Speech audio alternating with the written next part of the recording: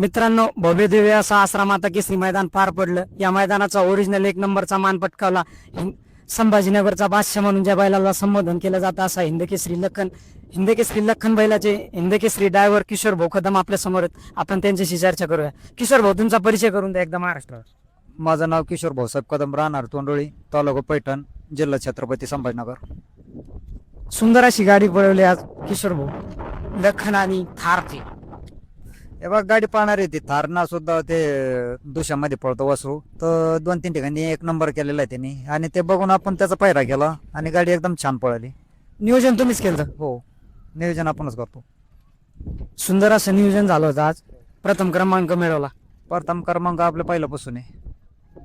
बरेच जण म्हणत होते की लखन संपला. अहो, संपाला कसं संपान तो, ज्याने फॉर्च्युनर जिंकले तो काय 1 महिना किंवा 15 दिवसात संपणार बैल आहे का? आज 2 वर्ष बी संपत नाही बैल.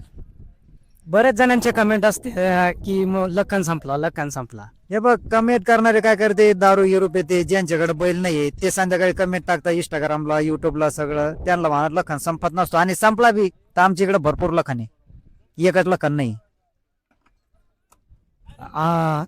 थार कुठं बघितलेलं? थार हा सलबतपूरच्या मैदानाला बघितला होता. त्याने आपलीच गाडी, म्हणजे आमच्या वासराची गाडी मारली होती, तर त्यावेळेस बघितलं होतं आपण काही वासरात आपला बैल सक्सेस होईल.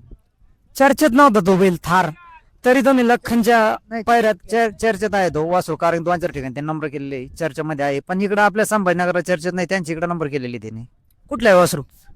याचा पाचपेरवाडीचा. हो, गाडीला गॅस भरपूर लागलेला किशोर भाऊ. हो, नंबर 1 पळाली गाडी. याच्यानंतर जो पुढचं मैदान होते आपलं बाणशे माताकडचं, तिथं पण नियोजन असतं. नियोजन तर होणार प्रत्येक ठिकाणी, कारण की बैल तर पळणार आहे, आणि प्रत्येक ठिकाणी बैल पळवणार आम्ही, आदतमध्ये, दुशामध्ये, ओपन मध्ये, कोणत्यामध्ये पळवणार. आज बबेची सुद्धा गाडी तुम्हीच पळवली. हे बघ, बाबे तर आपण जसा तो बच्चा होता त्यावेळेस पासून आपण हाकलतो, पण आता काय, आज नेमकं दोन्ही सेमी एकच निघाले, त्यासाठी त्यांना ड्रायव्हर दुसरा बसवला आणि मी याच्यावर बसलो. अखंड महाराष्ट्राचं लक्ष लागलं होतं 9 नंबर सेमीवर. 9 नंबर सेमीवर काय सांगाल त्या सेमीबद्दल किशोर भाऊ? बघा, 9 नंबर सेमी म्हणजे फायनलच होती, कारण की त्याच्यामध्ये 5 गाड्या टॉपच्या होत्या, आणि त्यामध्ये आपली गाडी होती, बबेची होती, अजून शंभूची होती, आणि परत 2 गाडीच मला नाव नाही सांगता यायचं, पण टॉपच्या गाड्या होत्या. त्या टॉपच्या सेमीत लखननं सेमी पास केला, त्याबद्दल काय?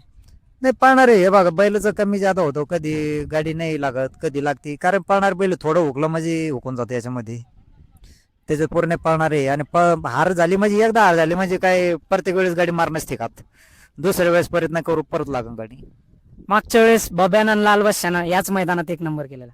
हो, त्यावेळेस बी मी झाकलेलो होतो, गटाने शेमी काढत होतो फायनलला, मग लखन ते दोन्ही परत एक आले, मग त्यांना दुसरा ड्रायव्हर दिला आणि मी विचार बसलो होतो.